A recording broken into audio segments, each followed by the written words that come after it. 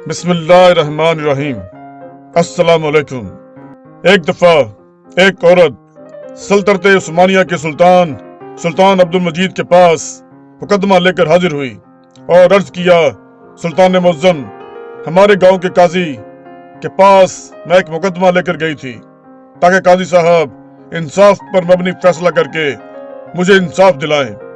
लेकिन बदकिस्मती से मैं जब काजी साहब के पास गई तो उस वक्त काजी साहब अदालत में अकेले थे। काजी साहब मेरे हुस्न को देखकर पागल हो गए और उसने मुझे बदकारी की दावत दी। मैं एक नेक और पाकबाज औरत हूँ और मैंने काजी साहब की दावत को ठुकरा दिया। फिर काजी साहब कहने लगा, अगर तुमने मेरी बात ना मानी तो मैं फैसला तुम्हारे हक में देने के बजाय तुम्हारी मुखालफत में दे दूंगा और इसके नतीजे में तुम्हें बहुत बड़ी सजा मिलेगी। सुल्तान अब्दुल मजीद ने उस औरत से पूछा, पहले यह बताओ तुम्हारा मुकदमा क्या था और तुम काजी साहब के पास क्या मुकदमा लेकर गई थी? तो वो हसीन और जमील औरत कहने लगी, सुल्तान मुअज्जम, एक दिन मैं खेमे में दोपहर के वक्त बैठी हुई थी और मुझे बाहर घोड़े की आवाज सुनाई देने लगी। मुझे ऐसा लगा कि मेरी पड़ोसन की घोड़ी हमारे खेमे से कुछ फासले पर बंधी हुई थी, वो किसी तकलीफ में है। जब मैं उसके करीब गई तो मुझे पता चला कि घोड़ी प्यास की शिद्दत की वजह से चिल्ला रही है। मैं सीधा अपने खेमे के अंदर गई और पानी वाला बर्तन उठाया और जाकर घोड़ी के आगे रख दिया। घोड़ी प्यास की शिद्दत की वजह से बहुत कमजोर हो गई थी। उसने वो फौरन सारा पानी पी लिया, लेकिन बदकिस्मती से उस पानी में कुछ ऐसी जहरीली चीज गिर गई थी जिस पानी को पीते ही फौरन घोड़ी की मौत वाक़या हो गई।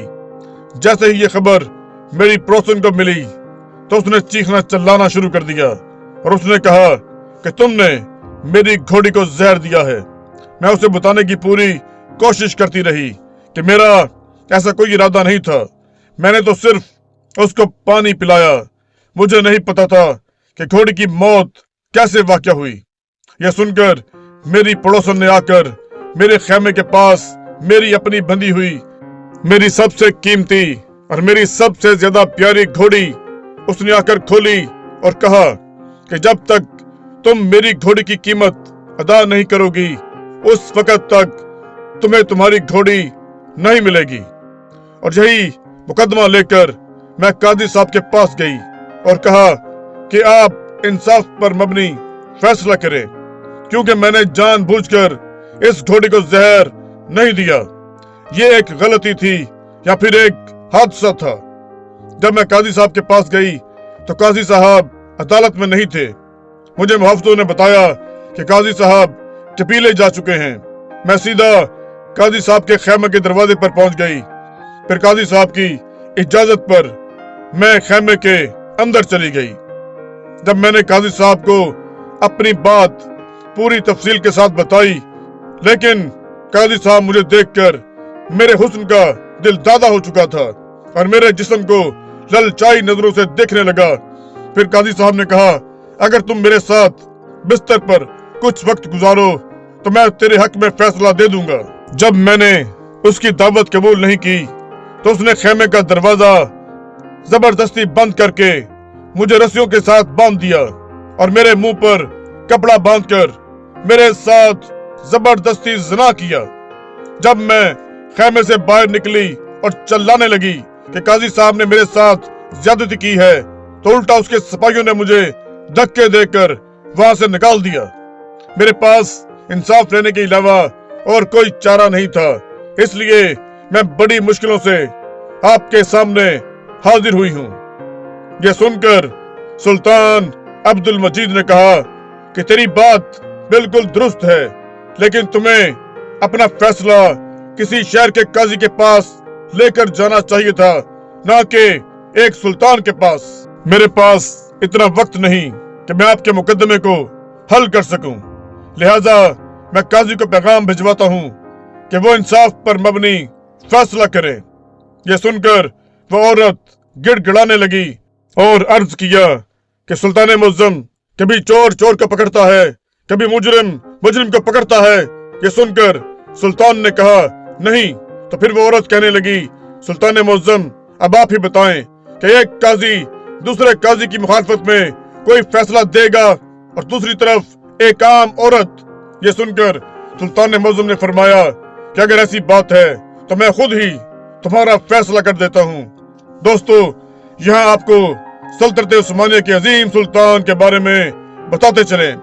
आप सल्तनत उस्मानिया के 31वें सुल्तान थे, जिन्होंने 2 जुलाई 1839 को अपने वालिद महमूद सानी की जगह तख्त सुल्तानी संभाला। उनका दौरे हुक्मरानी कौम परस्तों की तहरीकों के आगाज का जमाना था। सुल्तान ने उस्मानियत के फरोग के जरिए कौम परस्ती को रोकने की नाकाम कोशिश की। हालांकि उन्होंने नेक कवानीन और इस्लाहात के जरिए गैर मुस्लिम और गैर तुर्क अक़वाम को उस्मानी मुआशरे में जम करने की भरपूर कोशिश की। उन्होंने मगरबी यूरोप की अहम सियासी कुव्वतों बरतानिया और फ्रांस के साथ करीबी ताल्लुकात इस्तवार किए और इन्हीं इत्तेहादियों के जरिए रूस के खिलाफ जंग क्रीमिया लड़ी। 30 मार्च 1856 को वादा पेरिस के जरिए सल्तनत उस्मानिया को यूरोपीय अक़वाम का बाकायदा हिस्सा करार दिया गया। अब्दुल मजीद की सबसे बड़ी कामयाबी तंजीमात का ऐलान और नफाज था, जिसका आगाज उनके वालिद महमूद सानी ने किया था। इस तरह 1839 से तुर्की में जदीदियत का आगाज हो गया। अब अपने मौजू की तरफ लौटते हैं। सुल्तान अब्दुल मजीद के हुक्म पर काजी साहब को बुलाया गया और चंद ही लम्हों के बाद काजी साहब सुल्तान के सामने हाजिर हो गए। सुल्तान अब्दुल मजीद काजी साहब से मुखातिब हुए और पूछा, क्या ये औरत सच कह रही है? क्या तुमने इसके साथ बदकारी की है? यह सुनकर काजी अर्ज करने लगा, नहीं सुल्तान मुअज्जम, मैंने उस औरत को हाथ तक भी नहीं लगाया। फिर सुल्तान ने कहा, ऐसी क्या वजह कि तुम्हारे साथ इतने सख्त अल्फाज क्यों बोल रही है? इसके पीछे हकीकत क्या है? जब सुल्तान अब्दुल मजीद ने काजी साहब के दलाइल सुने तो उसने कहा, सुल्तान मुअज्जम, ये औरत मेरे पास मुकदमा लेकर आई। मैंने इस औरत की बात पूरी तवज्जो से और तफसील से सुनी और मैंने यही अर्ज किया कि मैं दूसरी तरफ के भी दलाइल सुनूंगा और गवाहान की गवाही के बाद इस मुकदमे का फैसला होगा। इसलिए तुम कल सुबह मेरी अदालत में हाजिर हो जाना। यह सुनते ही इस औरत के तेवर बदलने लगे और इसने कहा कि तुमने अगर मेरे हक में फैसला ना किया तो मैं तुम्हें बदनाम कर डालूंगी।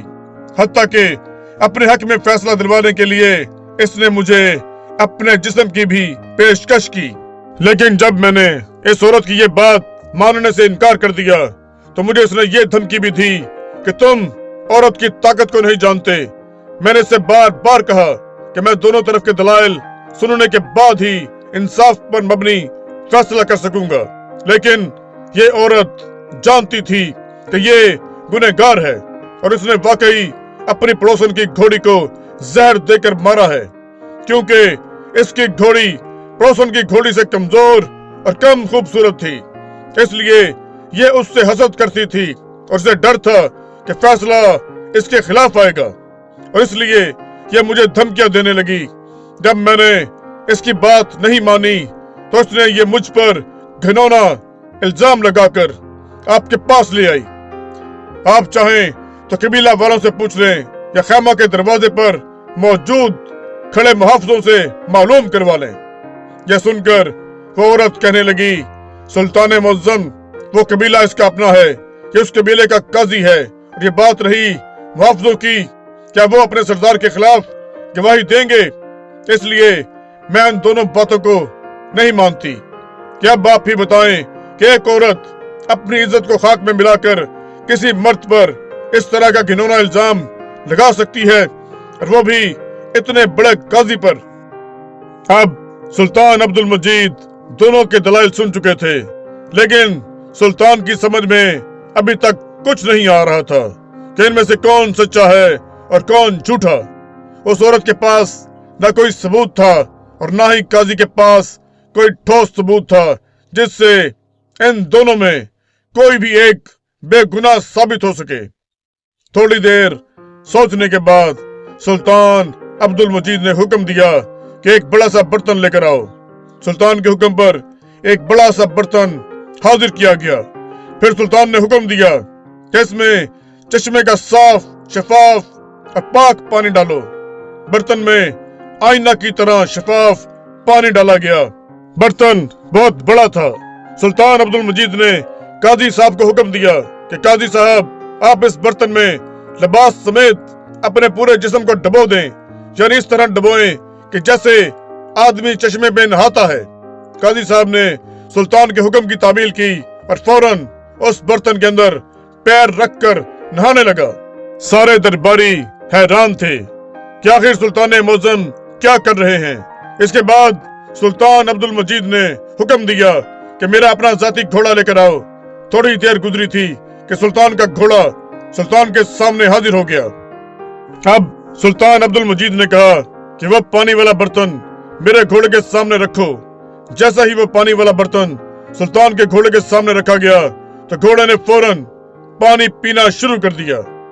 यह देखकर सुल्तान अब्दुल मजीद ने कहा, क्या चालाक औरत, तुम सरासर झूठ बोल रही हो।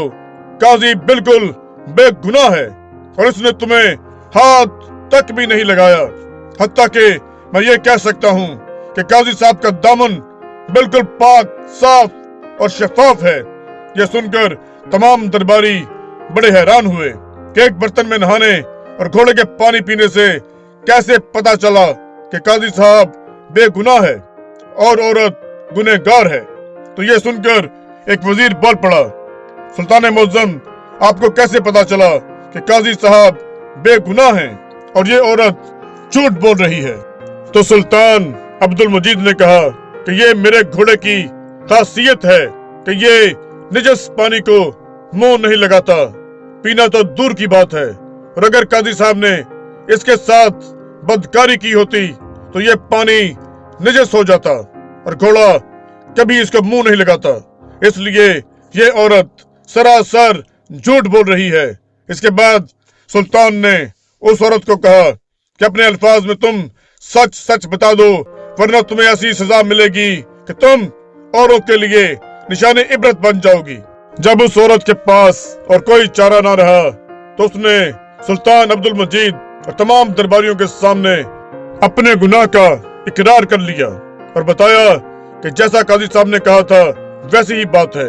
मैंने ही अपनी पड़ोसन की घोड़ी को जहर देकर मारा है और इस सजा से बचने के लिए मैंने काजी साहब पर यह झूठा इल्जाम लगाया।